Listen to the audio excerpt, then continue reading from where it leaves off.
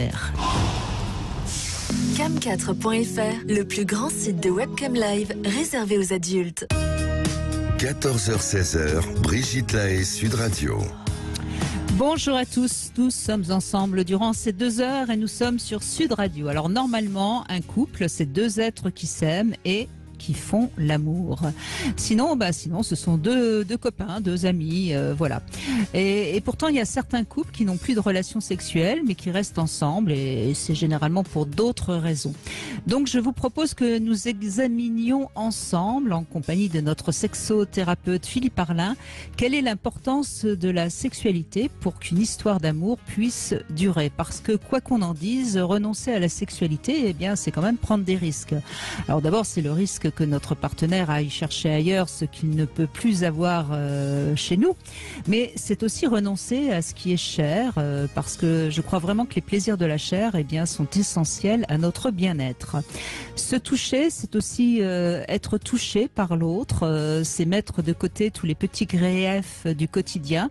Alors, quelle est l'importance de la sexualité dans le couple? C'est la question qu'on se pose, et puis on essaiera aussi de comprendre pourquoi tant de personnes à un moment donné renoncent à la sexualité. Est-ce que c'est pour eux-mêmes? Est-ce que c'est pour punir l'autre? Qu'est-ce que tout ça signifie? On en parle ensemble avec vous, donc venez témoigner. Et pour ça, bien sûr, vous nous appelez au 0826 300 300. Bonjour Philippe Arlin. Bonjour Brigitte. Alors vous êtes sexothérapeute et évidemment vous parlez de la sexualité des couples à longueur de journée. On sait que les 2 grandes raisons, c'est chez la femme souvent le manque de désir, chez l'homme c'est les problèmes d'arriver à tenir son érection ou même de l'avoir, hein. C'est un peu ça les grandes tendances?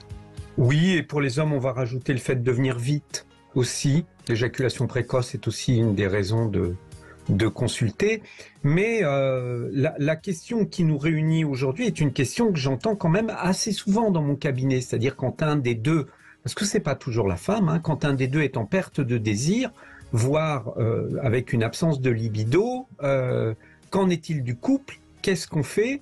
Il y a énormément de questions qui se posent et je crois que les réponses vont vraiment être variables en fonction de l'âge du couple, des projets, de la liberté qu'on se donne. Enfin, c'est un sujet que je trouve passionnant parce que même si la sexualité est au cœur du couple, je pense qu'elle ne résume pas à elle seule le couple et que c'est ça qui va faire la différence, comment le couple existe et en fonction de ça, la réponse sera peut-être différente. Est-ce qu'on peut dire que pour beaucoup de gens quand même, on règle ses comptes avec la sexualité? Malheureusement, oui. Je trouve dommage que la sexualité puisse être prise en otage. Et un des travaux que j'essaye de faire en thérapie, c'est justement déjà de sortir la sexualité des règlements de compte du couple, ce qui lui permet d'être plus légère et de moins portée. Mais oui, elle est très souvent prise en otage et elle sert à régler des comptes, oui. Alors que quand on punit les autres, quelque part on se punit soi-même. C'est ce que souvent les gens ne comprennent pas. C'est ce qu'on a un peu tendance à oublier, c'est qu'effectivement, si je prive l'autre de sexualité, je me prive par la même occasion de sexualité avec l'autre. Et puis c'est toujours, moi je trouve difficile d'associer quelque chose qui ne devrait être relié qu'au plaisir, de l'associer à un moyen punitif. Oui, c'est clair. Je pense que c'est très intéressant et très important qu'on fasse attention à ce qu'on associe à notre sexualité parce qu'elle va finir par y ressembler. Oui, alors bien sûr, on sait que c'est compliqué de toute façon pour chacun d'entre nous déjà d'avoir une sexualité épanouie par rapport à nous-mêmes et elle évolue de toute façon au fil du temps. Donc que la sexualité elle évolue dans un couple, c'est pratiquement inévitable. Vous êtes d'accord, j'imagine, avec ça? C'est inévitable et c'est souhaitable parce que qui dit évoluer, elle peut évoluer aussi en bien. Là, on est sur l'exemple où dans un couple, on arrive à une forme d'essoufflement au moins de l'un des deux et que la sexualité vient à disparaître. Mais il y a quand même, et c'est bien de le rappeler, des couples dont la sexualité s'est bonifiée avec le temps et qui ont su trouver vraiment un terrain de complicité et d'entente qu'ils ont construit ensemble. Mmh. Alors moi, ce que j'aime à rappeler, c'est que d'abord la sexualité, c'est bon pour soi-même parce que ça apporte du bien-être corporel, ça apporte également un meilleur état de santé. Hein, où on l'a prouvé, beaucoup d'études l'ont montré que la sexualité améliore le système immunitaire notamment. Mais je trouve que la sexualité dans un couple, c'est ce qui permet aussi d'effacer les petits tracas du quotidien, les petites rancœurs, les petits griefs. Et moi j'aime bien, enfin c'est comme ça que j'ai interprété cette expression, vous savez, faire la paix sur l'oreiller. C'est finalement quelque part effacer les petits, les petits ennuis qu'on a parce que l'autre ne nous satisfait pas complètement, quoi. Oui. Je pense qu'il y a une nuance dans ça, mais je vous rejoins complètement dans la notion de faire la paix sur l'oreiller. C'est pas régler ses comptes. Et on voit bien toute la différence. Régler ses comptes, on serait encore une fois dans une sexualité punitive. Faire la paix, on est dans une sexualité de réconciliation où prendre du plaisir ensemble va permettre d'atténuer les petites différences, comme vous le dites. Mmh. Alors la grande question que je vous ai préparée, Philippe Arlin, vous qui rencontrez des gens sans arrêt et qui n'arrivent pas à communiquer sur la sexualité, pourquoi c'est si compliqué de parler sexualité dans un couple ? Parce que je crois que même en vieillissant, on ne se départit jamais du regard de l'autre. On veut toujours être à la hauteur. Il y a toujours un espèce de défi. Il y a deux défis dans la sexualité. Un défi de performance qui très longtemps était du côté masculin et qui malheureusement aujourd'hui, à force de lire des choses sur l'orgasme, etc., finit par être une injonction qui pèse sur les femmes. Et il y a aussi l'image de soi, c'est-à-dire que est-ce que je suis capable de gérer dans les yeux de l'autre l'image de moi excitée ? En gros, si je me vois en haut du lit excité, prêt à n'importe quoi pour avoir un rapport sexuel, est-ce que je vais vraiment être confortable avec moi-même ?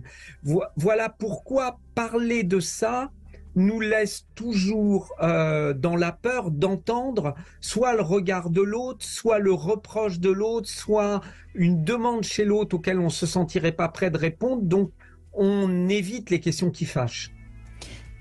Et oui, mais du coup, on n'évoque pas non plus ce qui ne va pas. Et voilà. Et donc, il y a peu de chances qu'on trouve des solutions si on n'en parle pas. Et des fois, eh bien, c'est ce qui fait qu'on fait appel à quelqu'un comme moi, un intermédiaire, qui va permettre tout simplement de faciliter le dialogue entre les deux, parce que ça fait très longtemps qu'ils n'ont pas parlé de sexe. Et à force de ne pas pouvoir en parler, ils finissent par ne pas le faire parce qu'ils sont plus OK sur la manière dont ça se déroule.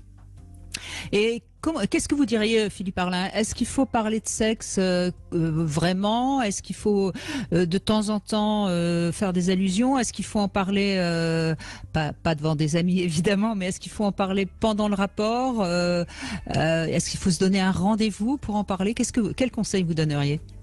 Alors, moi, je suis pas trop pour le pendant le rapport. Je plaide pour qu'on libère au maximum la sexualité de toutes les prises de tête, les échanges. Notre tête, elle est déjà beaucoup trop présente. Par contre, je crois qu'il faut en parler, mais c'est pas que parler de sexe. C'est parler de nos ressentis. C'est parler, si notre sexualité est vraiment bien intégrée, elle fait totalement partie de mes émotions, de mon ressenti. Et parler de sexualité, c'est être capable de dire « j'ai beaucoup apprécié notre rapport d'hier, je m'y suis vraiment retrouvé, ce que tu as fait m'a plu, il y a eu telle chose. » Et on peut sur le même ton dire « voilà, ça m'a manqué, je sais que j'aime bien ça et hier ça m'a manqué ». D'abord, simplement exprimer ce qu'on ressent, rester sur un ressenti, sur des émotions. Parce que se dire on va parler de sexe, ça a quelque chose de... comme vous le disiez tout à l'heure, ça fait peur. Donc, je vais peut-être parler de mes émotions, de mon ressenti, et de jamais oublier de partir d'abord d'un ressenti positif. Voilà, de dire qu'est-ce qu'on a apprécié, qu'est-ce qui était agréable, qu'est-ce qu'on aimerait. Et souvent, je dis toujours, quand on vous demande... qu'est-ce que t'aimerais? Parce que là, les hommes aiment bien demander aux femmes qu'elles disent ce qu'elles aimeraient. Je leur réponds toujours, essayez de lui rappeler tous les moments où ils ont fait des choses qui vous ont plu. Ça serait déjà une bonne réponse. J'ai bien aimé quand tu me fais ça, j'aime bien quand tu fais ça, et voilà. Donc, mais parler de sexe, c'est pas facile. Je pense qu'il faut, mais on va voir avec nos auditeurs d'aujourd'hui, mais c'est pas toujours facile. En tout cas, avec nous, ça va être facile. Philippe Parlin est là pour vous écouter, pour vous aider à communiquer au moins avec vous-même et du coup beaucoup mieux avec votre partenaire. Et c'est François, dans un instant, qui va justement nous parler de sa sexualité. À tout de suite. Quelle est l'importance de la sexualité dans une histoire d'amour? C'est la question qu'on se pose avec mon invité Philippe Parlin, sexothérapeute. Et nous allons commencer à écouter François. Bonjour François. Bonjour. Merci d'être avec nous, François. On vous écoute, allez-y. Alors, je m'appelle François, j'ai 48 ans. Oui. Je suis avec une compagne depuis 6 ans, presque 6 ans, qui a 31 ans. Oui. Nous avons eu un début, on va dire, comme tous les couples. Tout se passait très, très, très bien. Sexuellement, c'était... C'est pas tous les couples, c'est déjà bien quand ça démarre bien. Bon, donc ça a très bien débuté pendant, on va dire, un an et demi. Ouais. Ensuite, ma compagne, lui, a eu des soucis d'endométriose, des gros soucis d'endométriose, qui ont fait que nos rapports sexuels ont été de plus en plus, on va dire, espacés, douloureux, et j'ai appris à faire l'amour rapidement, alors que on avait des relations tout à fait normales, on va dire entre 40 minutes et 1 heure. On s'est retrouvés, moi j'ai appris à prendre mon plaisir en 2-3 minutes, parce que pour elle c'était beaucoup trop douloureux. Et puis j'ai été voir ailleurs. Parce qu'ailleurs ça se passait normalement. Oui. Normalement, je continue à avoir des relations normales avec les autres partenaires. Nous avons eu une première petite séparation au bout de 3 ans. Au retour de cette séparation, elle s'est faite opérer d'endométriose. À cause de vos infidélités ou parce que... Non, oui, je lui ai tout avoué, mais c'était pas la cause réelle de la séparation. Mais bon, nous parlons beaucoup, donc je lui ai dit tout ce qui s'était passé et que ça ne se reproduirait plus. On s'est remis ensemble. Elle a été opérée de l'endométriose, donc ça allait un peu mieux. Oui. Mais malheureusement, moi, j'étais resté avec elle sur mes 2 à 3 minutes, 4 minutes, et je n'arrive pas à faire autre chose que ces 2-3 minutes. D'accord. D'accord. Et là, on a eu donc en début d'été dernier, on s'est séparés réellement. Et elle a rencontré quelqu'un avec qui ça se passait très bien. Ça a duré 2 mois. Moi, j'ai rencontré quelqu'un qui ça a duré un petit peu plus longtemps et ça se passait très bien aussi au lit, sauf que les sentiments n'étaient pas là, ni pour un ni pour l'autre. Et là, on s'est remis ensemble depuis à peu près 3-4 mois, et puis on se marie au mois de septembre, sauf que je suis toujours avec mon problème des 3 minutes, des 4 minutes. Et aujourd'hui, malheureusement, je rentre en compétition avec une personne qu'elle a connue, avec qui ça se passait très bien, parce qu'on parle, on n'a pas de problème à parler. Avec vous, ça se passait très bien aussi au début. Ah oui, très très bien au début. Voilà, donc il faut pas l'oublier ça. Oui. Oui, malheureusement, au début, ça se passait très très bien. Avec toutes mes partenaires que j'ai eus depuis, ça s'est passé normalement. Sauf que malheureusement, la femme que j'aime, je n'arrive pas à lui faire l'amour comme j'arrive à le faire aux personnes avec qui je n'en ai rien à faire. Eh oui. Mais en tout cas, ce qui est sûr, c'est qu'il y a beaucoup d'amour entre vous. Oui. Parce que vous avez traversé quand même des épreuves, vous êtes revenus ensemble, etc. Donc on peut penser qu'il y a beaucoup d'amour. Moi, j'aime bien rappeler, Philippe Parlin, que c'est assez cognitif, la sexualité. Et quand il y a eu un problème, parfois, il s'enquiste ce problème. Là, ce qui se passe, je pense, c'est que vous continuez à voir votre femme comme quelqu'un qui a mal pendant les rapports.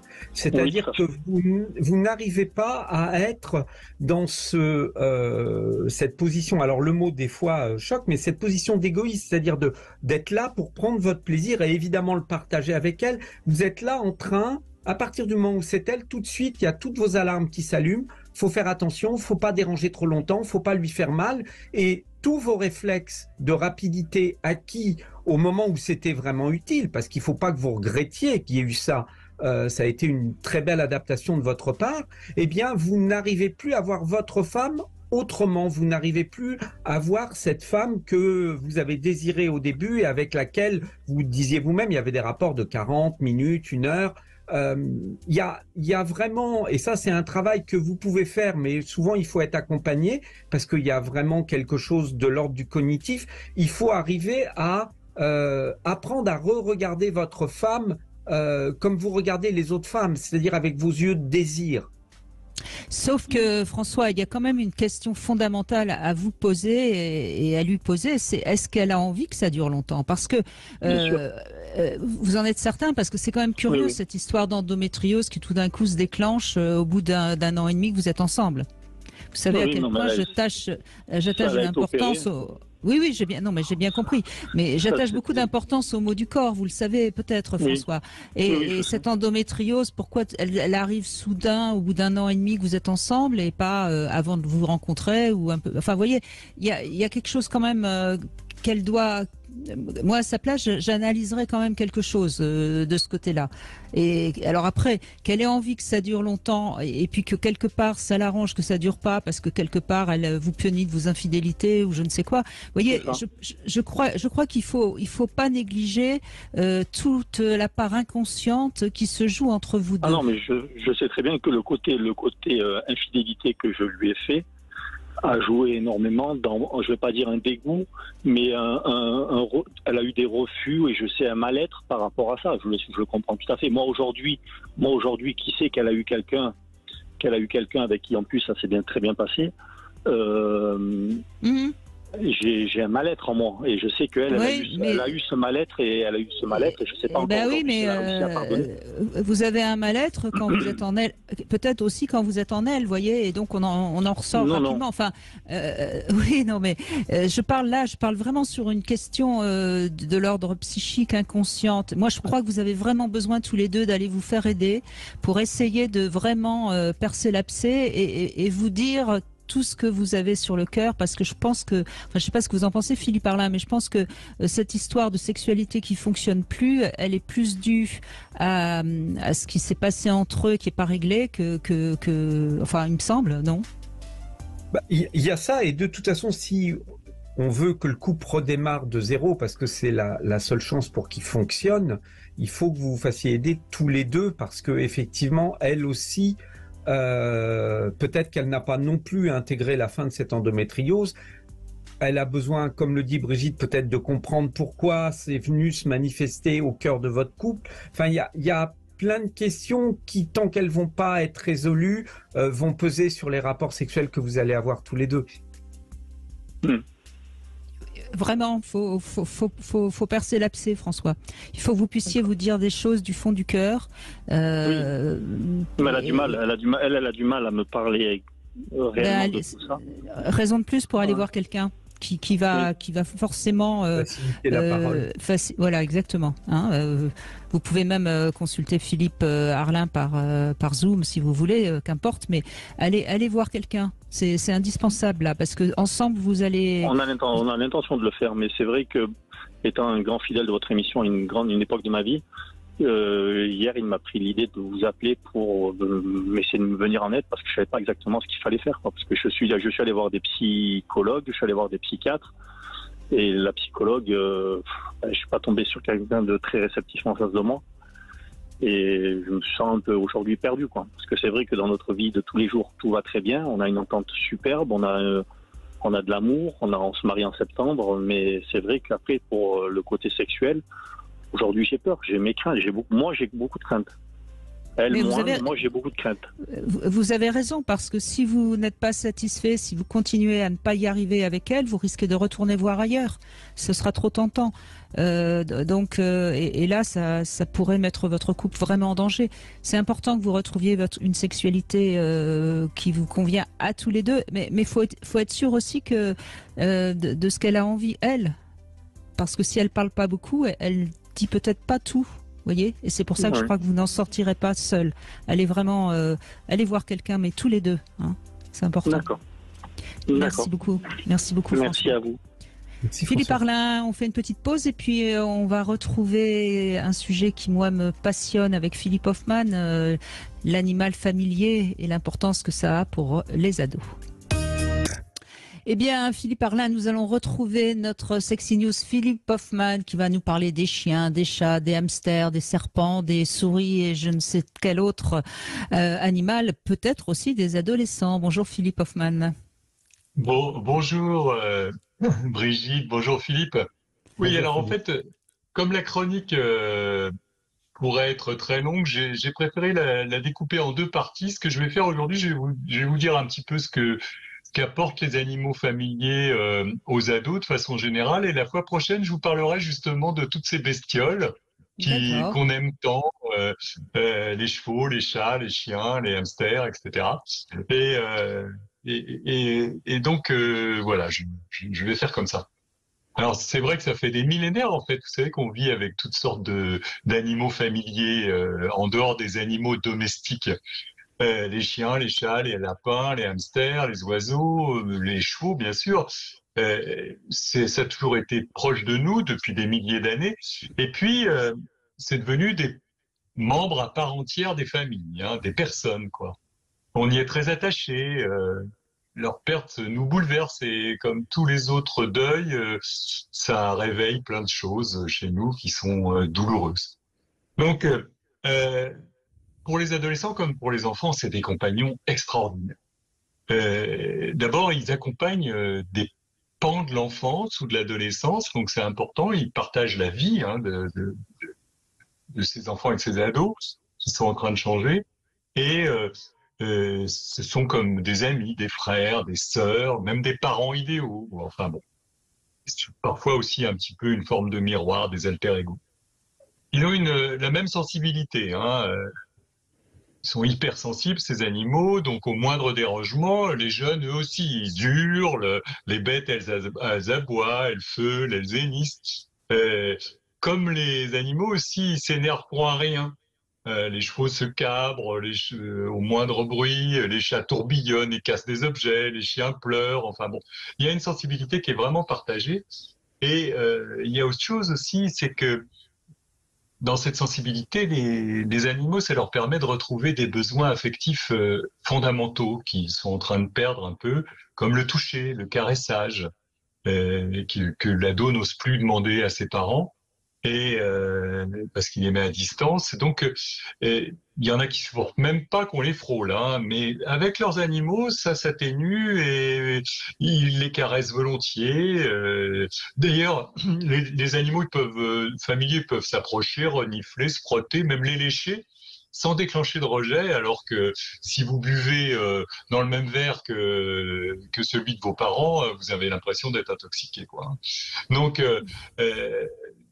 il y a un partage comme ça des moi corporels avec naturels que peut-être ils ressentaient quand ils étaient bébés, mais que maintenant ils retrouvent avec leurs amis. C'est une sorte, finalement, c'est une sorte Alors, de transfert, l'animal pour l'ado. exactement, ouais, c'est vraiment ça permet de renouer des liens émotionnels très archaïques, très anciens dont on se souvient plus vraiment, mais qui sont essentiels pour se construire. Donc, par exemple, la nuit, vous savez, c'est le moment de tous les fantasmes, toutes les angoisses. Eh bien, la présence d'un animal silencieux, bienveillant, ça facilite le sommeil. L'ado, il est moins inquiet d'être livré à la nuit parce qu'il se sent pas seul et il a un observateur attentif à l'écoute olfactive et empathique. Et puis, ça calme ses angoisses. Donc, il y a plusieurs moments dans la journée et même dans la nuit qui sont utiles pour les enfants et pour les adolescents.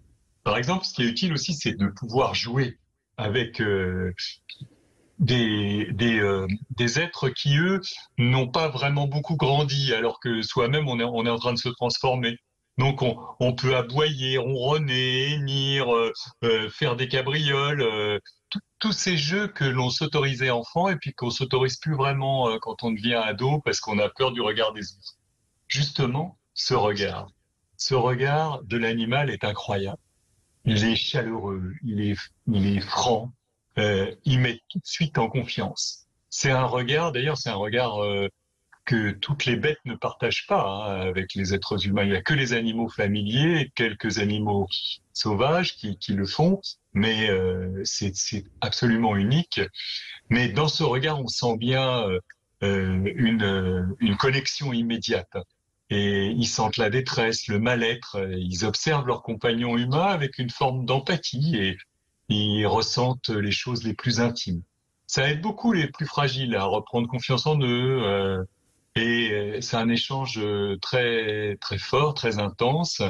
Et ça apaise beaucoup les ados qui abaissent leurs défenses et retrouvent vraiment une sorte de sérénité. Donc, c'est incroyable comme lien. Hein. Donc, grâce à ce regard, l'adolescent réalise qu'il y a une profondeur dans les sentiments et puis il peut se perdre dans l'autre sans forcément être englouti. Il y a d'autres éléments comme la sexualité qui sont importantes avec les animaux parce que, puisque c'est une sexy news, là, vous savez que l'ado, il est tout le temps soumis à cette pression pubertaire et grâce aux animaux, il perçoit la brutalité de cette pulsion, souvent qu'on qualifie de bestiale. Donc, quand il voit le spectacle de la sexualité animale, qui est souvent immédiate, sans retenue, ça le fascine. Il reconnaît ses fantasmes, où il y a une parade amoureuse qui est un peu succincte et un acte sexuel rapide et brutal. Il est captivé par les masturbations des chiens, les feulements des chattes, les saillies puissantes des chevaux. Et c'est un spectacle qui interroge sur ses propres pulsions sexuelles et aussi sur la différence des sexes. Enfin, et ça c'est important, les ados sont un peu parano, on le dit souvent, hein. Ils ont peur du jugement des autres et les animaux, ça les juge jamais. Ils sont juste là, présents, et jamais stressants, contrairement aux hommes.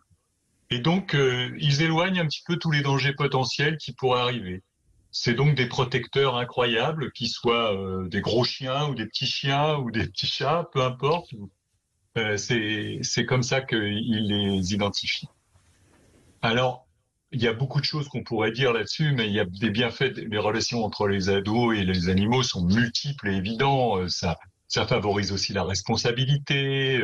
C'est des confidents en cas de chagrin.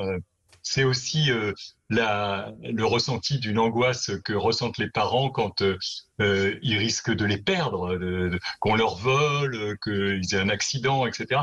Donc, ça permet de grandir. Ça permet de ne plus voir le monde de la même manière. Et dans cette période troublée de l'adolescence, le soutien à l'animal, c'est quand même pas mal. Donc, on aurait tort de s'en priver. Oui, mais alors la question quand même que doivent se poser beaucoup de parents, donc je vous la pose, Philippe Hoffman, est-ce qu'il faut obliger l'ado à aller promener le chien ou changer la litière du chat ou parce que c'est un peu le problème de l'ado. Justement, je pense qu'il faut responsabiliser. Par exemple, moi, j'ai écrit un livre sur le chien, vous savez. Le chien est une personne, et un superbe livre d'ailleurs, je précise. Et donc, j'ai beaucoup étudié cette histoire par rapport aux ados et effectivement, par exemple, pour le chien, le fait de le promener, de le sociabiliser pour pas qu'il attaque les autres ou pour pas qu'il se sauve, qu'il se fasse écraser, etc. Ça responsabilise énormément. Le fait aussi de le nourrir, de le soigner, et pareil avec les chevaux aussi. Hein. Donc tout ça contribue en fait à la responsabilité. Mais aussi, il faut que ce soit partagé par la famille, c'est-à-dire qu'il faut que l'ensemble de la famille ait la même attention à l'égard de l'animal. Hein. Il ne faut pas qu'il y ait de la maltraitance ou au contraire de la négligence. Donc,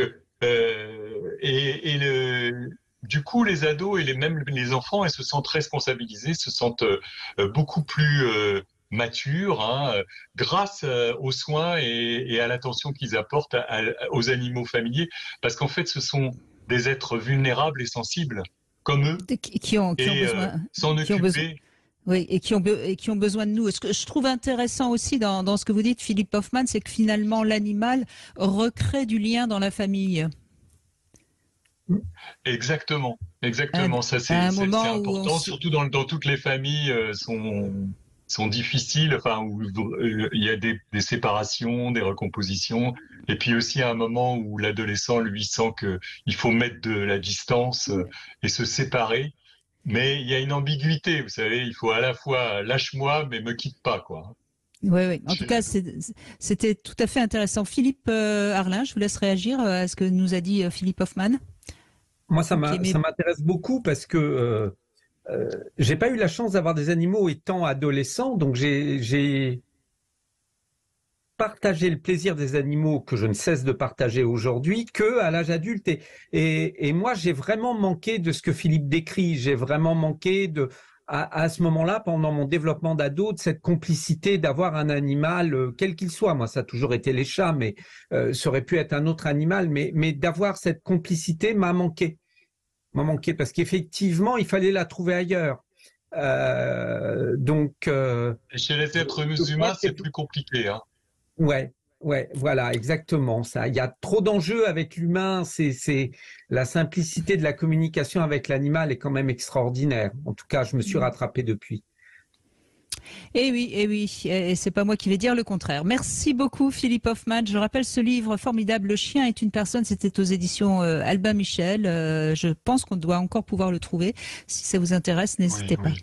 On va retrouver Patrick maintenant qui va répondre à 3 questions. Merci. Il pourra en poser. Au revoir. Et pourra en poser une à Philippe Arlin. Patrick, première question, quelle note vous donneriez à votre libido en ce moment? En ce moment, moi, depuis une trentaine d'années, 20 sur 20. Oh bah ça va, hein, Patrick. Oui. Vous portez bien votre nom, hein, vous avez la trique tout le temps. C'est ça, oui. Non, depuis l'adolescence jusqu'à maintenant, je n'ai pas changé de fonctionnement. Ouais. Bon, très bien. Alors je vais vous poser une autre question que ce que j'avais prévu, parce que j'allais vous poser la question si vous aviez parfois le syndrome de la performance, mais à mon avis c'est pas votre problème. Donc deuxième question. Qu'est-ce que vous préférez sexuellement faire à une femme? Sexuellement, ce serait plutôt le massage global, ça, j'aime bien ça. Massage global, c'est-à-dire disons prendre le temps de masser ma partenaire tout le corps. Des pieds jusqu'à la nuque? C'est ça, sans passer par le sexe. Sans passer par le sexe. D'accord. Voilà, que ça se fasse qu'après, si ça lui déclenche cette envie-là, et si elle a envie d'aller jusqu'à terme, j'ai envie de dire. Ouais. D'accord, écoutez, très bien, c'est une belle manière de la détendre, en effet, en tout cas. C'est ça, puis de laisser, si ça devient explosif, d'aller justement seulement après sur la sexualité, ouais. D'accord, et alors dernière question, en cas d'infidélité, vous pardonnez ou vous quittez? J'ai été confronté à ce cas-là, j'ai fait ni l'un ni l'autre, je suis resté en couple c'est assez machiavélique, hein. Je suis resté en couple pour me venger, faire un peu de mal, être trompé en face. Oui, c'est de manière non dissimulée. C'est humain, Patrick, hein. De toute façon, c'est pas qui peut se permettre de vous juger. On a tous parfois des envies de vengeance. Écoutez, vous pouvez poser une question à Philippe Arlin, il vous écoute. Oui, bonjour Philippe Arlin. Suite au sujet précédent, j'ai cru comprendre que vous aviez eu peut-être un manque affect à l'adolescence. Alors quel aurait été l'animal que vous auriez souhaité avoir plus jeune? Ça a toujours été le chat, moi. J'ai toujours été fasciné par les chats. J'ai eu la chance d'en avoir quand j'étais jeune, mais ils sont pas restés longtemps. Et après, j'en ai pas repris jusqu'à ce que je devienne indépendant et que j'en prenne pour moi tout seul. Donc mon adolescence s'est faite un peu sans chat, et ça a été dommage. Depuis, j'en ai toujours eu. Il va falloir travailler là-dessus, monsieur. Ouais, exactement. Vous avez raison. Mais ça va, Patrick. Philippe arrive à ronronner de temps en temps, ça va. Il ronronne, il caresse dans le sens du poil. Oui, Voilà. il ronronne, tout va bien. Bon, bah, et, vous super. aussi, et vous aussi, visiblement, Patrick, vous ronronnez. Oui, mais moi, c'est le quand- lapin. C'est le lapin. Vous j'ai aimez les toujours un lapins. Ouais, en liberté. J'ai toujours un lapin qui est en liberté en permanence en ma compagnie. D'accord, j'espère que vous ne faites pas Ah, l'amour c'est comme un chouette. lapin. J'essaie justement de comprendre pourquoi ils sont si pressés. Et j'arrive pas à comprendre ça. Parce que c'est des proies, c'est l'animal qui est le plus Tu es tué. tout le temps en danger. Il est tout le d'accord. temps en danger, donc il ne faut pas qu'il perde de temps à Il court. copuler, vous imaginez. Ouais. Il est en Alors que danger. pour autant, il adore les câlins. C'est le paradoxe de ce que je trouvais. Mais non, surprenant. parce que justement, vous, en tant qu'humain, vous lui offrez une sécurité que lui n'a jamais pu avoir. Il y a eu des D'accord. études qui montrent que les animaux dorment beaucoup plus longtemps quand ils sont avec leur maître que quand ils sont dans la nature, parce qu'ils n'ont pas ce luxe de pouvoir dormir dans la nature. Ils sont quand même potentiellement en danger. Donc, tout ce qu'on offre aux animaux, c'est un plus et donc ils nous le rendent. Et effectivement, le lapin trouve avec vous des câlins qu'il n'aurait jamais dans la nature. Donc, il doit être D'accord. très heureux, ce lapin. Eh ben, écoutez, j'aurais appris quelque chose sur ça. C'est Eh intéressant. oui, on apprend plein de choses dans cette émission, vous savez, Patrick. Mais ça, je n'en doute pas. On n'apprend pas que du truc de sexe, hein, on apprend plein de Tout à choses. fait. Merci en tout cas, Patrick, Je vous en prie, bonne continuation, bonne émission à de vous. cet échange. Merci, Et Patrick. puis, allez, on fait une petite pause, Philippe Arlin, et on revient sur la sexualité dans le couple avec vous, bien sûr, sur Sud Radio au 0826 300 300. À tout de suite. Cam4.fr, le plus grand site de webcam live réservé aux adultes. 14h-16h, Brigitte Lahaie, Sud Radio. C'est Philippe Arlin qui est avec nous, psychothérapeute, sexothérapeute, et nous évoquons bien sûr la sexualité dans le couple. Je rappelle que vous êtes l'auteur de ce livre qui existe en poche, Libérez votre désir, dans la collection Psycholove de la Musardine en poche. Donc ça coûte pas cher et vous avez dans ce livre vraiment des conseils pour justement libérer la sexualité et le désir surtout des femmes, parce que c'est vrai que c'est un des handicaps pour la sexualité du couple. Alia, bonjour. Bonjour. Bonjour, Alia. Bonjour à tous. Bonjour. Merci d'être avec nous. Alors vous êtes vous en célibataire, mais vous avez envie de revenir sur justement la sexualité de votre couple. Hein. Oui, c'est ça. Alors, je suis célibataire effectivement à l'heure actuelle, mais j'ai eu l'occasion d'avoir différents partenaires de vie et dans un couple de longues années, j'ai pu voir l'évolution et l'importance de la sexualité et de l'intimité dans le couple. Donc, je n'ai jamais eu de problème personnellement dans la sexualité ou le rapport au corps personnel et dans le couple. Simplement, dans mon témoignage, je pourrais dire qu'il y a eu un passage quand même un petit peu délicat, notamment à l'arrivée d'un enfant, où mes besoins étaient un petit peu différents. Et bien que j'étais avec un partenaire qui était plutôt sensible, avec lequel il y avait une très belle écoute et un échange assez sensuel au niveau de la sexualité, bien j'ai pu remarquer que ce désir de performance ou ce syndrome, je ne sais pas comment on pourrait l'appeler, est ressorti et est venu me reprocher à un instant T un fait qui était naturel et j'ai trouvé ça assez étonnant, un petit peu même déstabilisant, parce qu'effectivement, moi, j'étais pas dans une recherche de performance. Il y avait une très belle complicité et j'ai pu, au cours de ma vie, en changeant de relation et en discutant avec différents hommes, sentir qu'effectivement, dans l'intimité, chez les hommes, cas, voilà, ça paraît comme ça dans les expériences que j'ai pu avoir. Il y avait cette envie de performance et ce critère qui pouvait ressortir à certains moments. Et quand on discute avec des femmes, eh bien, l'arrivée des enfants ou certaines périodes de la vie font que la sexualité n'est plus définie de la même manière. Et là, s'il n'y a pas de communication et s'il n'y a pas de remise en question, elle devient problématique. Et pour certains hommes, du coup, quand la sexualité n'est pas celle qu'ils veulent, ils vont tout simplement voir ailleurs. Ça, c'est la première chose. Voilà. Ouais. Et oui. Et bon, autour de moi, je trouve, oui, mais je trouve, Alia, que vous soulevez évidemment un des points essentiels de la sexualité des couples, Philippe Arlin. Oui, c'est à partir du moment où ça fonctionne, au début, on a l'impression que tout roule. C'est quand, pour une raison ou pour une autre, un des deux, et comme c'est votre cas, il y a souvent la femme, effectivement, souvent autour de la grossesse, mais pour plein d'autres raisons qui peut marquer un stop ou un changement dans le déroulement des rapports et dans le plaisir qu'elle y prend. Et effectivement, là, l'homme va venir parler de sa déception, voire même faire des reproches parce que il a une espèce d'attente linéaire entre le début de la relation et quel que soit le temps qui passe, lui a envie de retrouver les mêmes choses et a un petit peu de mal à s'adapter au changement. Et c'est vrai que s'il n'y a pas de ce dialogue dans le couple, pardon, on va vraiment avoir deux individus qui vont bêtement se séparer, pas forcément se séparer dans le couple, mais dont la sexualité va devenir de plus en plus compliquée parce que on ne sait pas juste dire les peurs et les inquiétudes qu'on a sur le moment. Alors, Alia, Oui. je vais vous dire quelque chose. Vous me direz si ça correspond à votre couple, mais assez souvent, oui, la grossesse pour la femme, c'est quelque chose qui se passe à l'intérieur d'elle.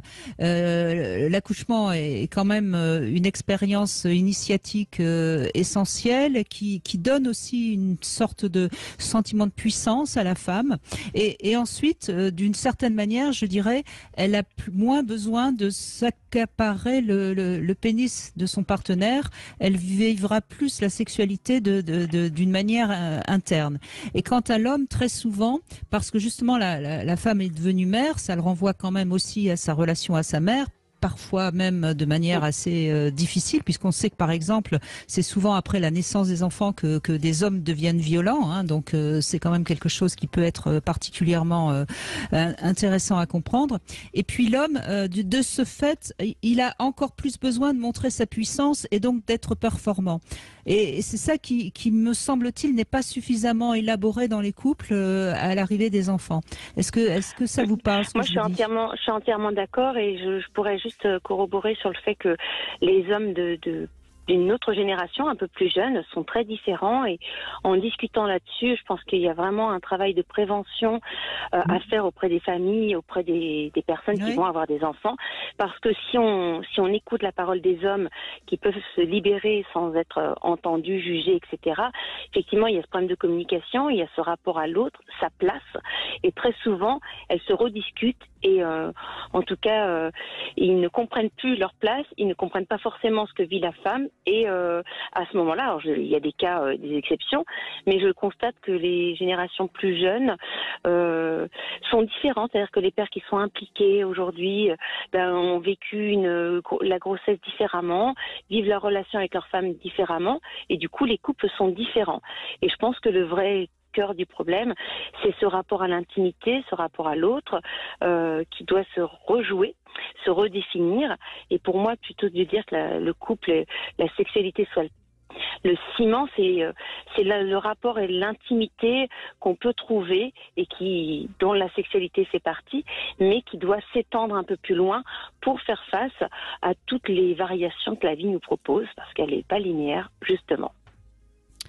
Oui, merci Alia, c'est très très chouette ce que vous dites. Philippe Arlin, je crois que vous êtes totalement d'accord évidemment avec ce que dit Alia. On se retrouve complètement. Si je dois définir ce qui fonde le couple, c'est l'intime, c'est la complicité, c'est la capacité d'être deux et de faire lien et de savoir communiquer. Évidemment, la sexualité va venir illustrer cela de manière plus qu'agréable et profonde, mais s'il n'y a pas complicité et intimité, il n'y a pas couple. Ce qui fait couple, c'est vraiment autour de la qualité de ce qui s'échange dans l'intime. Oui, c'est bien pour ça que c'est important de pouvoir communiquer ensemble sur la question de son intimité et merci beaucoup en tout cas de ce témoignage, Alia, et puis bravo pour votre maturité, votre réflexion sur ces sujets qui sont parfois si peu compris. Merci beaucoup, Alia. Alors moi je vais vous poser une devinette, elle m'amuse beaucoup par rapport au sujet du jour, Philippe Arlin. Quelle est la pire position sexuelle pour le couple. Quelle est la pire position sexuelle? Vous avez le temps des infos pour trouver la réponse. Et puis bien sûr, on va continuer à évoquer votre sexualité dans votre couple. Elle va bien, vous nous appelez au 0826 300 300. Elle va moins bien, raison de plus aussi pour nous appeler au même numéro, évidemment, 0826 300 300. On se retrouve après les infos. Et très bonne journée à tous. 14h-16h, Brigitte Lahaie, Sud Radio. Nous allons continuer dans cette deuxième heure à évoquer la sexualité du couple. Nous avons déjà bien montré à quelle était son importance dans un couple pour que justement le couple perdure. Vous pouvez vous aussi venir témoigner au 0826 300 300. Philippe Arlin, la réponse à ma devinette, quelle est la pire position sexuelle? Vous avez une idée? Non. Elles sont toutes bien, non? Alors écoutez bien, en fait la pire c'est quand on est allongé en dessous mais qu'il n'y a personne dessus. Ça c'est la pire. Ah bah oui. Évidemment. Bonjour Karen. Delphine, pardon, excusez-moi. Oui, bonjour Brigitte. Bonjour Delphine. Oui. Merci d'être avec nous. Bonjour. Oui. Merci de m'avoir laissé participer à votre émission, Brigitte, que je suis beaucoup et que j'adore surtout. Eh ben, on a besoin de vous, vous savez. Alors, vous êtes mariée depuis pas mal d'années déjà. Oui, ça va faire 11 ans qu'on est mariés et on s'est connus il y a un peu plus de 15 ans et c'est vrai que pour moi, la sexualité dans le couple, c'est très très important.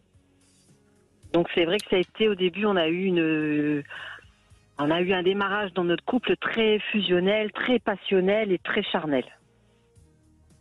Oui, c'est assez. Et maintenant, quand même, on a vieilli, on est un peu plus calme. Oui. Alors c'est quand même important de le rappeler, Philippe Arlin. C'est compliqué quand la sexualité ne démarre pas bien dans un couple. En général, c'est plutôt plus facile de maintenir une bonne sexualité quand elle a démarré de manière très, très, très importante. Oui, et puis en début de relation, et même malheureusement tout au long de la relation, on a un peu trop tendance à faire porter à la sexualité une responsabilité qui aurait quelque chose à voir avec les sentiments que l'on porte à l'autre. Donc en gros, si ça marche pas, c'est qu'on n'est pas compatible, peut-être qu'il n'y a pas tout l'amour qu'il faudrait. Donc on vient inutilement, à la lumière de la sexualité, questionner la vie affective et sentimentale du couple. Donc c'est vrai que quand ça commence pas bien, c'est très vite compliqué parce que forcément il y a beaucoup d'attentes des deux côtés, surtout en début de relation, et chacun va un peu s'enfermer dans une croyance sur la sexualité de l'autre, et il est des fois difficile d'en sortir, surtout s'il n'y a pas de communication autour de ça. Alors nous c'est un deuxième mariage, donc c'est vrai que comme vous dites, on avait beaucoup d'attentes l'un l'autre. Par rapport à ce qu'on avait vécu dans notre première expérience de vie commune. Et moi, j'étais un peu frustrée parce qu'avec mon premier mari, je manquais justement de communication, de jeux sexuels, de passion, d'excitation. Et en fait, on est bien tombé avec mon mari parce que justement, lui, c'était un peu pareil, quoi. Avec son ex-femme, il n'y avait pas cette alchimie. Et que nous, quand on s'est rencontrés, c'est vrai que ça a été un vrai coup de foudre et on s'est tout de suite entendus sexuellement, quoi. On était partants tous les deux pour vivre des aventures, des expériences, de faire l'amour n'importe où, que avec mon premier mari, on l'a pas fait, quoi. Et c'était hyper excitant. Bien sûr. Le programme est excitant. Et alors, ça s'est ralenti tout doucement? Oui. Qu'est-ce que vous diriez? Alors, je dirais que maintenant, on a quand même... moi, j'ai 51 ans, mon mari va avoir 60 ans. Et il y a cet âge, il y a le changement du corps. Moi, je suis ménopausée. Lui, je pense qu'il est soit dans l'andropause. Il y a une baisse de libido. Et puis après, il y a eu aussi les tracas de la vie, quoi, par rapport à la famille, les enfants, qui jouent aussi inconsciemment, mais ça joue aussi au niveau mental et ça nous... Voilà. Oui, ça peut nuire à l'élan vital, hein, Voilà, les ça. tracas, si on sait pas rebondir. Après que la libido baisse un peu, parce qu'on vieillit, c'est quelque chose qui est assez normal aussi. Il faut pas s'en inquiéter.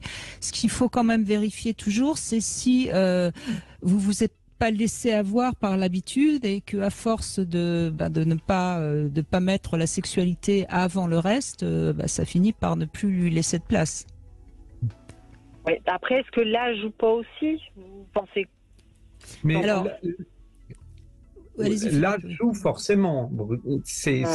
Ça serait dommage de pas le dire, mais le fait que ça joue, ça ne veut pas dire que ça enlève la sexualité. Elle se transforme. Il faut juste pouvoir accompagner cet âge. On va pas faire les mêmes choses à 60 ans qu'à 20 ans. Pour autant, est-ce que ça veut dire que la sexualité est moins épanouie? Moi, je suis plutôt à plaider que non. L'épanouissement de la sexualité, il est dans le rapport que l'on a à soi et à l'autre quand il y a sexualité. Donc, il n'est pas question de comparer ce qu'on était capable de faire à 20 ans et à 60, mais l'épanouissement, le fait de se sentir bien, d'éprouver du plaisir, de le partager, d'être capable d'être à l'écoute du corps de l'autre, ça, il n'y a pas d'âge. Oui, on en rigole un peu avec mon époux, de dire, c'est vrai qu'il y a 10 ans, on était capable de faire des choses. Bon, maintenant, on en rigole parce qu'on dit, voilà, on a évolué, on parle beaucoup, hein, on en parle beaucoup sans tabou. Et je pense qu'il y a aussi le fait qu'on n'a pas de tabou et on a vieilli tous les deux en même temps. Donc, on s'est transformés tous les deux en même temps. Mais pour moi, la sexualité, ça reste malgré tout quelque chose de très important. Alors, mon papa, qui a 75 ans, il y a 15 ans de ça, quand j'ai connu mon second époux, il avait même dit à mon premier époux, il a dit attention, le sexe dans un couple, c'est 80% du ménage. N'exagérons rien. Avec ma fille. N'exagérons rien. Exagération. Oui, quand même. Mais vous souffrez un petit peu de pas. Enfin, vous pensez que vous n'avez plus assez de sexualité? Oui, c'est ce manque d'énergie, j'ai l'impression, Brigitte.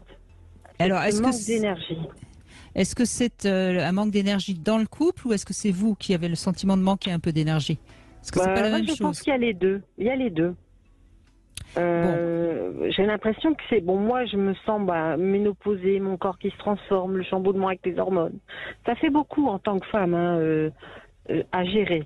Et puis, après, mon mari travaille beaucoup, donc on n'a plus cette vitalité qu'on avait il y a 15 ans, quoi. Donc, je pense que c'est un peu les deux.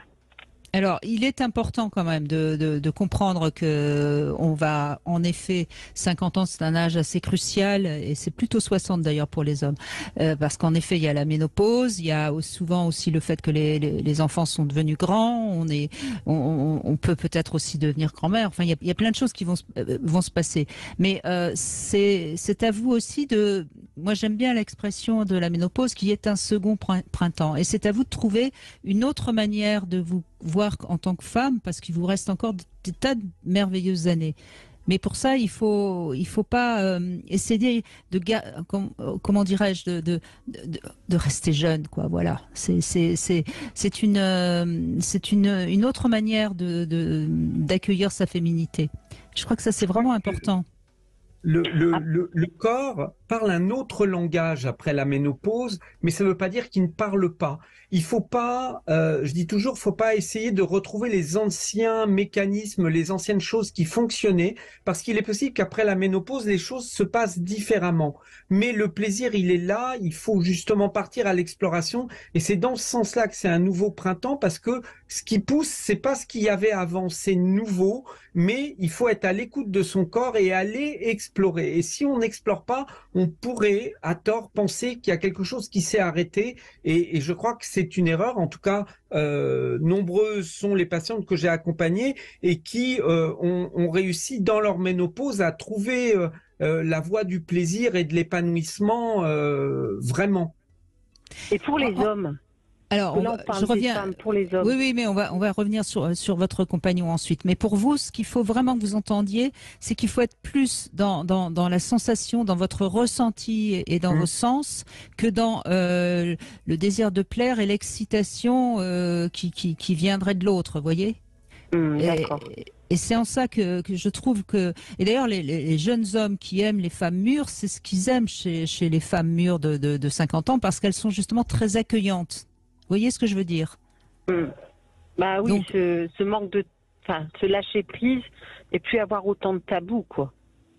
oui, et puis surtout cette manière d'accueillir l'homme dans sa féminité complète, c'est-à-dire sans plus avoir besoin de plaire ou de faire des chichis. Enfin, je ne sais pas comment exprimer les choses, vous voyez. Le corps est beaucoup plus présent. Voilà, et ça, je crois que vous en êtes tout à fait capable, vu que vous avez eu une sexualité très épanouie. Donc, recevez et laissez vibrer votre corps de l'intérieur, encore une fois. Quant aux hommes, s'il est un peu en baisse de forme et que vous pensez qu'il y a peut-être un petit peu, faites-lui faire déjà un examen, ça s'appelle le DALA, hein, pour vérifier où en est sa testostérone.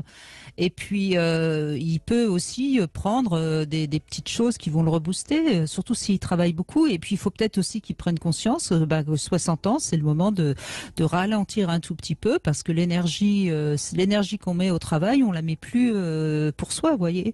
Et à un moment donné, le corps n'a plus le même élan. Mais on bande quand même. Je pense qu'il y a aussi quelque chose pour l'homme à apprendre. Il y a un corps qui se transforme, et notre sexualité, ça doit être un accord avec ce corps. Ça doit pas être toujours un impératif. On a un peu trop tendance à vouloir toujours faire les mêmes choses et à refuser de plus pouvoir les faire parce que notre corps a vieilli et en difficulté. Et ça, c'est ce qui va faire que la sexualité n'est pas heureuse après un certain âge. Alors que si on vient dans le corps chercher les ressources, c'est pour ça que je dis c'est bander autrement. Oui, parce que c'est d'autres mécanismes, mais souvent ça fonctionne. Il faut pas chercher la performance au même endroit. Il faut pas, encore une fois, vouloir continuer comme avant, mais partir de ce qui est là et en faire quelque chose. J'ai plus de 60 ans, j'avoue que moi je l'ai vécu aussi, ce passage, mais il y a d'autres ressources dans le corps. Et on s'étonne d'ailleurs de voir que tout compte fait, ce qui semblait ne pas fonctionner, se remet à fonctionner parce qu'on n'y fait plus porter la même pression. Et puis oui, si vous voulez. Et puis donnez-vous des rendez-vous. Donnez-vous des moments où vous allez vous retrouver à la fois dans l'intimité et si plus dans la sexualité. Vous voyez. Faites attention à ne pas laisser simplement le désir jouer le moment où vous allez pouvoir faire l'amour. Faites attention à ça aussi. D'accord, Delphine? Je vous remercie beaucoup, Brigitte. Merci beaucoup. Je vous en prie. Merci à vous. Merci à vous. Allez, on fait une petite pause, Philippe Arlin, et on revient sur le sujet du jour au 0826 300 300. Et Sud Radio. Toujours en compagnie de Philippe Arlin, sexothérapeute, nous évoquons la sexualité dans le couple, son importance, et on va continuer avec Karen qui est avec nous. Bonjour Karen. Bonjour Brigitte, bonjour Philippe.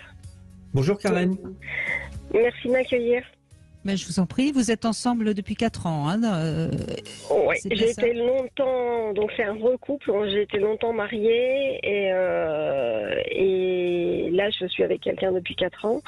Et en fait, moi ma sexualité a fonctionné un peu en dents de scie au gré de mes évolutions de poids.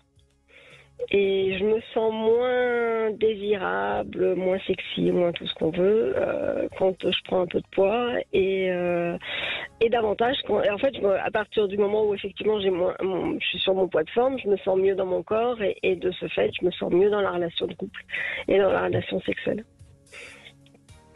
Je sais que les hommes font pas forcément toujours attention à ça, mais c'est la manière dont moi je me vois et dont moi je me sens. Bien sûr, c'est ce que vous ressentez. En tout cas, quand vous avez pris un peu de poids, vous avez peur qu'on vous voit nu. C'est ça ou c'est Non, c'est plus vraiment la relation sexuelle. C'est plus la relation sexuelle et puis je pense qu'il y a aussi la manière dont je me vois de manière générale et quand je vois mon ami qui me regarde avec un air énamouré, je suis pas forcément très à l'aise, on va dire. Et vous avez toujours eu ces fluctuations de poids? Oui, Ça dépend si j'arrive à faire du sport ou pas. Et en fait, il n'y a que quand j'arrive à faire du sport très régulièrement que j'arrive à maintenir mon poids. Et c'est quoi ces fluctuations de poids? C'est combien de kilos en plus que vous prenez? Oh, ça peut aller à une dizaine. D'accord. Oui, donc c'est pas anodin. Non, c'est pas anodin. Donc et pourtant, enfin, après par rapport à dans le cadre de la relation de couple, pour moi, c'est pas extrêmement important la sexualité, c'est quelque chose d'important. Je trouve qu'on partage quelque chose qu'on partage pas autrement, mais il y a plein de manières dont on peut partager dans le couple. En dehors de la sexualité et qui permettent aussi, c'est plein de choses qui permettent de souder le couple, de partager plein de choses, mais différemment.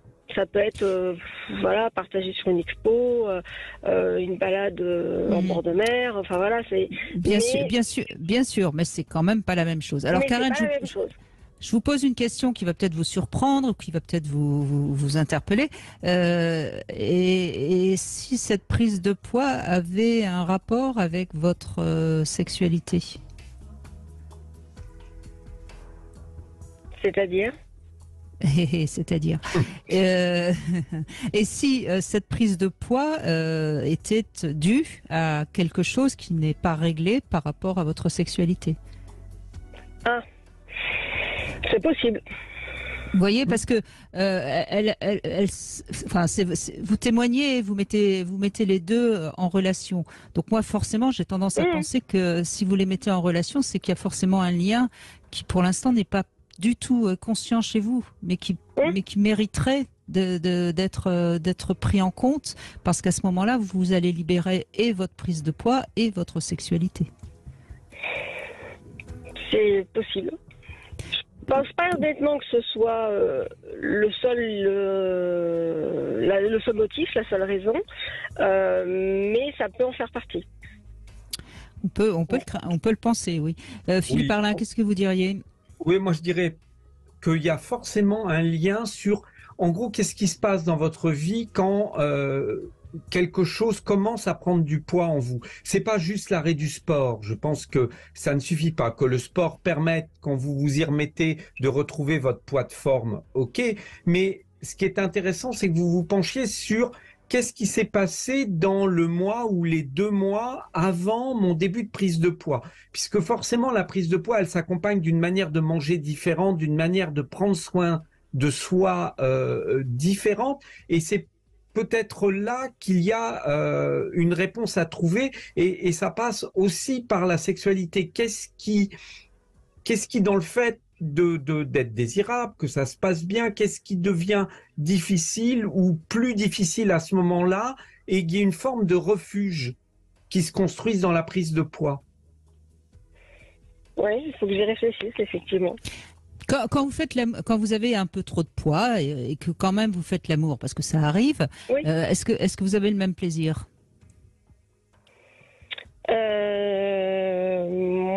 suis moins dans le lâcher prise. J'ai déjà du mal à être dans le lâcher prise, mais je le suis moins. Bien sûr, bien sûr. Je suis moins dans le lâcher. Oui. Oui, mais je pense que c'est difficile de toute façon pour vous de faire confiance à l'autre. Je mets l'autre avec un grand A, hein, je mets pas simplement votre partenaire.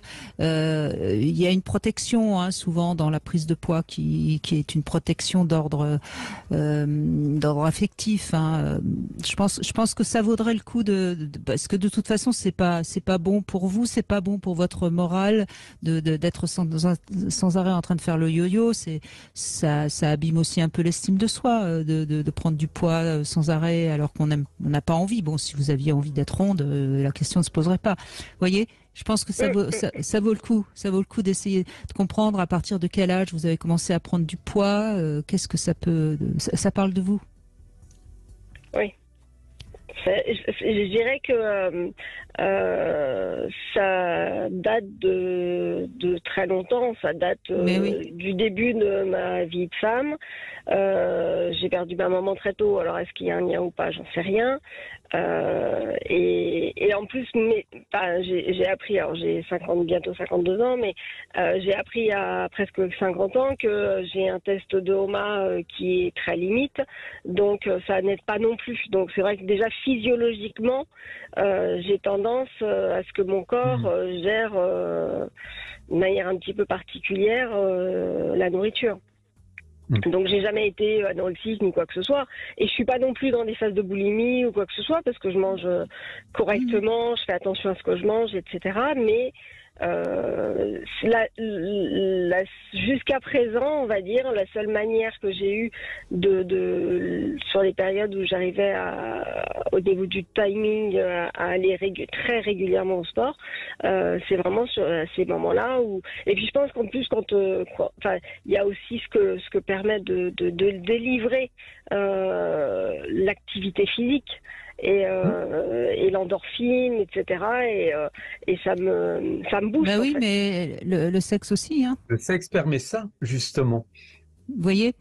Donc, vous avez quand même bien insisté sur le fait que, d'accord, c'est bien la sexualité, mais c'est bien aussi d'aller se promener, c'est bien aussi de partager. Vous voyez, donc il y a quand même un petit blocage par rapport à la sexualité, et quelque part, cette prise de poids est une manière de la mettre un tout petit peu à l'écart. Je crois que ça vaut vraiment le coup vous allez y réfléchir à ce qu'on vous a dit, vous verrez si ça fait son chemin, et puis de toute façon, on pourra en reparler si vous avez envie à un moment ou à un autre, Karen. D'accord ? Avec plaisir. Merci beaucoup en tout cas. C'est moi qui vous remercie. Bonne journée. Au revoir, Karen. Au Merci. revoir. Allez, on fait un petit love conseil dans un instant, et on va parler des fantasmes justement qui peuvent un peu relancer la sexualité dans le couple. À tout de suite. Réagissez. Réservé aux adultes. Brigitte Lahaie, Sud Radio, le Love Conseil. Eh bien, on va parler fantasmes, Philippe Arlin. On sait, hein, les fantasmes, c'est une manière aussi de rebooster un peu sa libido. Donc voilà, j'ai prévu une petite liste de fantasmes, et puis vous pourrez prendre des notes, en parler avec votre partenaire. Et le principe de ce Love Conseil, c'est de noter de 1 à 10 la liste des fantasmes. Alors évidemment, vous mettez une très bonne note à un fantasme qui vous paraît bien pour vous, et puis vous mettez même, pourquoi pas 0 si c'est un fantasme qui ne vous tente absolument pas.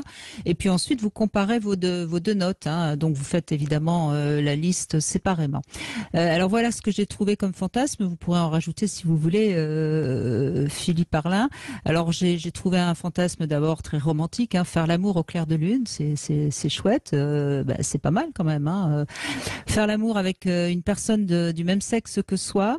Faire l'amour attaché, faire l'amour dans un lieu public, faire l'amour avec un inconnu, faire un trio, se travestir dans une tenue de l'autre sexe et faire l'amour, faire des photos de charme, s'exhiber sur Internet, se faire courtiser en se vouvoyant un soir au restaurant, écrire ensemble une nouvelle érotique, se donner la fessée, se faire humilier, faire l'amour fantasmatiquement avec une star et le raconter à son partenaire pendant qu'on fait l'amour. Voilà, bon, je pourrais en raconter encore d'autres, hein, mais je vous laisse un petit peu la suite. Philippe Arlin, qu'est-ce que vous pourriez aussi proposer comme fantasme ?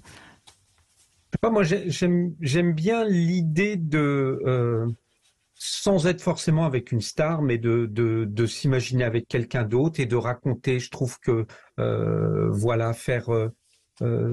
bouger l'autre en faisant imaginer ce qu'on fait ailleurs ou ce qu'on peut faire quand on est seul. Voilà. Il y a des fantasmes aussi avec les jouets. On peut faire je les ai beaucoup de oubliés, c'est choses, vrai. Hein, voilà. Mais vraiment, le fantasme, c'est aussi savoir écouter l'idée un peu folle qui vient juste sur le moment et la proposer, mais de manière simple et voir ce qui se passe, parce que des fois, c'est juste de voir le corps de l'autre ou quelque chose qui nous traverse et qui nous fait naître un fantasme. Mais il ne faut pas oublier aussi cette part de notre imaginaire et de se donner le droit, là, sur le moment, tout d'un coup, d'improviser, voilà.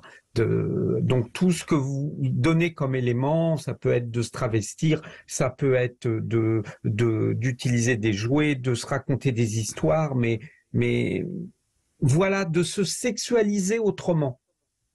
Absolument. Et puis, n'ayez pas peur des fantasmes, hein, parce que on en parle, ça ne veut pas dire pour ça forcément qu'il faut le faire. Hein. Déjà, rien que d'en parler, ça peut être suffisant pour relancer la libido.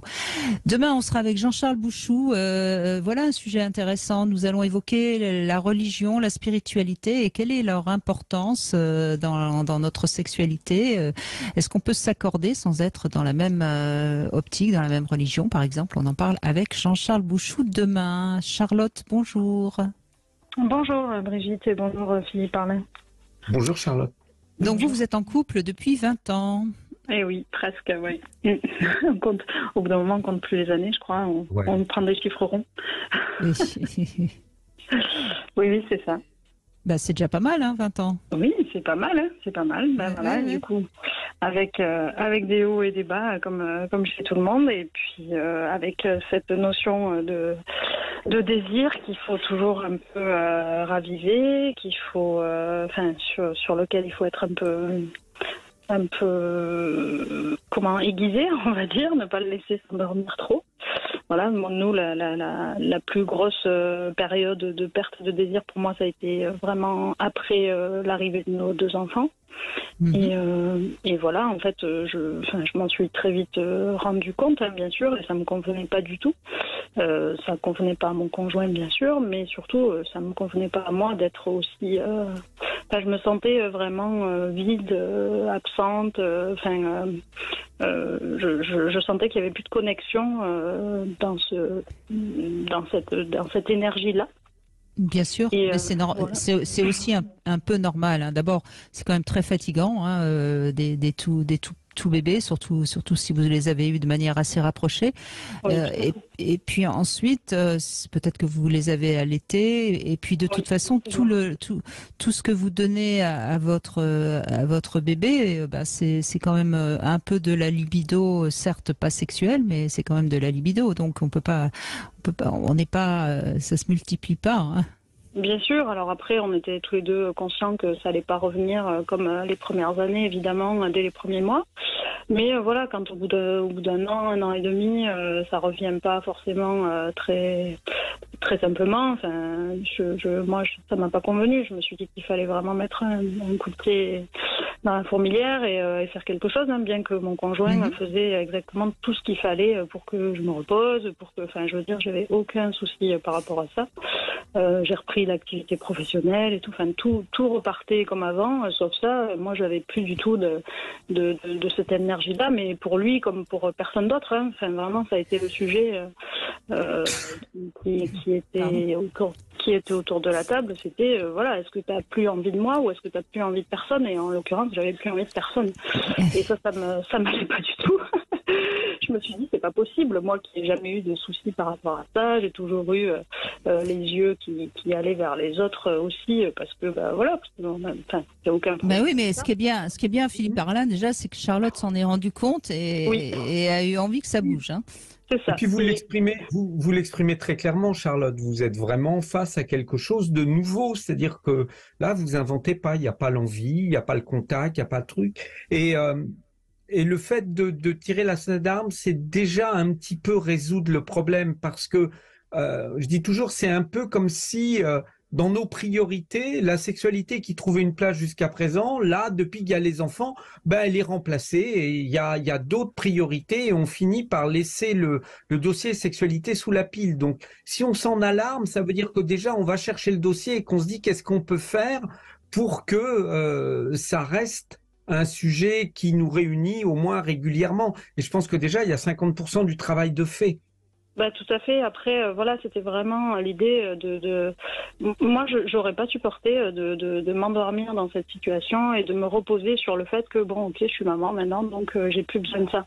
Ça me convenait pas du tout. Voilà, je savais très bien qu'il fallait pas se laisser tenter, entre guillemets, par cette torpeur-là, parce que, de toute façon, elle me tentait pas du tout. Et vraiment, ça me mettait mal de me sentir aussi vide. Alors, sans vouloir faire votre pub, comme j'écoute très régulièrement Brigitte, un jour, je suis tombée sur une de vos émissions et vous étiez là, Monsieur Arlin, et vous parliez d'un de vos livres que je me suis empressée d'acheter et qui m'a quand même beaucoup aidée à ce moment-là. Libérer votre désir, j'imagine. Absolument, Exactement. Donc c'est vrai que ça, je sais pas, ça a déclenché des petites choses dans ma tête, ça a débloqué des petits trucs. J'ai beaucoup aimé l'image de l'immeuble là avec les différents étages. On en a beaucoup la tour du parlé. désir. Voilà, ça a été un petit déclencheur, pas le seul bien sûr, mais après voilà, on s'est mis dans cette quête-là de retrouver un peu cette énergie-là, et ça a plutôt bien fonctionné. Après, on a fait des choses qu'on n'avait encore jamais fait avant. Voilà, mais vous avez communiqué surtout, je crois. Hein. Ah oui, enfin, c'est ce que j'entends. Hein. Ouais. Énormément. Voilà, et donc ça c'était donc il y a 5-6 ans. Et aujourd'hui, je trouve que ça fait encore des hauts et des bas. Hein. Je m'en veux des fois d'être aussi, d'avoir des périodes avec beaucoup d'envie et puis d'autres périodes avec beaucoup moins d'envie. Bah non, mais je trouve plus trop de clés, quoi. Enfin voilà, j'ai l'impression d'avoir essayé un peu toutes les clés et j'aimerais bien en trouver de nouvelles. Alors si vous avez des idées, oui. Mais déjà, il ne faut pas vous en vouloir. Que vous savez, quand on est en couple depuis longtemps, qu'on a une vie, j'imagine, assez chargée par des tas de choses, la sexualité, c'est normal que de temps en temps, elle soit un peu mise de côté. Hein, je crois qu'il faut pas vous en vouloir. Ce qui est important, c'est que vous êtes lucide et que, à mon avis, vous ne la laissez jamais trop longtemps de côté. Oui, c'est sûr, mais en fait, là où je m'en veux, c'est que mon conjoint, comme dit, fait tout pour que tout aille bien et tout. Puis lui, sa libido, elle est toujours à fond. Mais et moi, je m'en veux de ramer un peu derrière et d'être obligée de réfléchir à certaines choses. Enfin, je voudrais, bon, bien sûr, comme tout le monde, que ça vienne tout seul et qu'il n'y ait pas besoin de stimulation pour se donner envie d'avoir envie, quoi. Voilà. Écoutez, Charlotte, je vais vous donner un autre exemple qui n'a rien à voir avec la sexualité. On a passé, imaginons, on passe un dimanche très tranquille à la campagne, vraiment en vêtements de sport, pas du tout habillé, etc. Et on doit aller à un dîner assez loin où il faut être quand même apprêté, etc. Je peux vous assurer qu'au moment où il va falloir y aller, on n'aura pas envie. Il va falloir faire un effort. Oui. Vous voyez ce que je veux dire? Oui, et ben quelque part, c'est un peu ça aussi la sexualité. C'est-à-dire que la sexualité qu'on a quand on se découvre, quand on se rencontre, qui est une sorte de feu intérieur qui brûle et qui a besoin d'exploser, ben ça, ça n'existe plus quand on est ensemble depuis longtemps et qu'on a une vie un petit peu quotidienne. Donc il faut se programmer. Il faut se programmer pour avoir des moments où on va pouvoir sexuellement se faire du bien. Et moi, je suis assez pour créer des rituels, des choses, mais ça demande un peu de travail. Et quand on dit qu'il faut un petit peu travailler pour avoir une sexualité qui ne s'endort pas, c'est pas dans l'air du temps. On a l'impression, hein, Philippe Arlin, que la sexualité, ça doit toujours être quelque chose qui nous envahit. Exactement. Ouais, j'ai du mal à faire le deuil avec cette. Pardon, j'ai du mal à faire le deuil avec cette spontanéité justement. Oui, voilà, mais elle est là l'illusion. On a l'impression qu'on a été livré avec la sexualité et que du coup c'est un truc qui marche tout seul et il n'y a rien à faire et c'est top. Et on voit bien que notre sexualité, elle dépend de tout, elle dépend de nos hormones, elle dépend de notre humeur. La tour du désir auquel vous faites référence, que je mets dans mon livre, c'est justement pour expliquer que en fonction du contexte, on va être plus ou moins en rapport avec un désir sexuel. Et c'est pour ça qu'il ne faut pas culpabiliser, il faut l'accepter, mais il faut aussi comprendre que cette sexualité, si on ne la nourrit pas de l'intérieur, si on ne fait pas ce qu'il faut pour qu'elle grandisse, et c'est l'image que j'utilise du chaudron, hein, il est suspendu dans la cheminée, tous les jours on ramène un peu quelque chose dedans, et au bout du compte, le soir on a une soupe qui est prête. La sexualité, ça doit être nourri de fantasmes, d'idées, de pensées, d'un regard que vous avez surpris avec un homme ou une femme dans la rue. Tout ça, il faut le prendre comme une nourriture que vous ramenez à l'intérieur. Mais pour ça, il faut penser à nourrir sa dimension sexuelle. Et c'est pas toujours simple. Et il faut aussi accepter qu'il y ait des moments où c'est moins facile que d'autres. Voilà. Après, bien sûr, il y a des tas de choses qu'on peut faire. On peut tester des jouets, introduire des éléments extérieurs dans le couple. Je pense aux jouets parce que je pense que quelqu'un d'autre, c'est pas forcément toujours une très très bonne idée. Ça dépend des couples. On peut aller dans d'autres endroits. Je suis sûre que pendant les vacances, la sexualité souvent va mieux. Enfin, et puis après, on peut faire des jeux de rôle. On peut mais de toute façon, il faut avoir. Mais vous avez forcément de l'imagination si vous avez une bonne sexualité de toute façon. Donc oui, mais voilà, on a, en fait, moi, je me sens un peu à court d'idées parce que voilà, on a essayé tout ça. Enfin, les jouets, c'est quelque chose avec lequel on s'amuse régulièrement. Aller dans des endroits pour essayer des choses avec d'autres personnes, bien sûr, on a essayé aussi. C'était une chouette découverte. Enfin, voilà, mais en fait, c'est pas comment dire. On n'est pas à court d'idées. Moi, je me sens à court d'envie d'aller explorer ces choses-là, quoi. Mais il y a deux désirs. Il y a un désir qui vient de nous, qui vient de l'intérieur. Il y a un désir qui vient de l'extérieur. Et là, on a l'impression que vous avez fait le tour de toutes les sollicitations que vous pourriez mettre à l'extérieur pour avoir du désir. Ce qui est important, c'est de se réconcilier avec son désir en soi, de retrouver le chemin de son corps, le chemin de ses envies, parce que sinon... bien sûr, c'est important de mettre un peu d'imagination et si on mangeait tout le temps la même chose, on finirait par en avoir marre. Mais il faut aussi savoir ressentir la notion de faim. Et je pense que votre partenaire qui est toujours prêt, toujours comme les scouts, nuit un petit peu à votre propre désir. Il faut aussi qu'il apprenne à me la mettre un petit peu sous le bras, qu'il vous laisse un peu, un peu de la. Vous voyez, ça fait partie des sujets de discussion. Je lui ai demandé de moins exprimer son désir à lui pour que moi j'ai le temps de le ressentir et de pouvoir aller vers lui. Alors ça fonctionne par période, il se tait, mais je vois bien que ça dure jamais très longtemps, bien sûr. Et puis. Et quand vous lui avez demandé de ne pas parler de son désir pendant une semaine, si jamais il en parle, vous lui rajoutez un jour de pénitence. Ah oui, vous êtes vache, Brigitte. Eh non. Je vais être d'accord avec cette technique, mais ouais, on peut essayer ça. Non, mais vous voyez, c'est-à-dire que reprenez un peu le contrôle de votre désir. Et ne le laissez pas vous envahir tout le temps avec le sien. Ouais, alors après, voilà, c'est le problème, enfin, entre guillemets, la petite difficulté, c'est à quel moment il exprime du désir, quand c'est des câlins, des caresses, parce que pour lui, voilà, pour ne rien exprimer, du coup, il ferme toutes les portes, quoi. Non, mais qu'il puisse vous dire qu'il vous aime et qu'il puisse vous faire des câlins, ça, c'est pas le problème. Mais c'est pas parce qu'il vous fait un câlin qu'il faut tout de suite que vous pensiez que parce qu'il a une érection, vous devez en faire quelque chose. Et puis, le désir, il faut apprendre à gérer le désir de quelqu'un. C'est pas parce que je dis j'ai envie qu'il faut que vous vous exécutiez sur le moment. Donc, il faut pouvoir entendre son désir sans vous sentir en quoi que ce soit convoqué ou en quoi que ce soit obligé de répondre. Il a envie, bah tiens, si moi dans la soirée j'ai envie, je sais que je vais pouvoir aller vers lui et que ça sera ok. Mais si j'ai pas envie, mais ça me concerne pas, c'est un grand garçon, il a un désir, si vraiment il a un manque, et ben il s'en occupe. Ce n'est pas à moi de gérer le désir de l'autre. Il faut pouvoir entendre le désir de l'autre autrement que comme une pression. Mais des fois, nous les hommes, on n'est pas très doués pour ne pas mettre la pression à l'autre et bah du coup, on en paye le prix.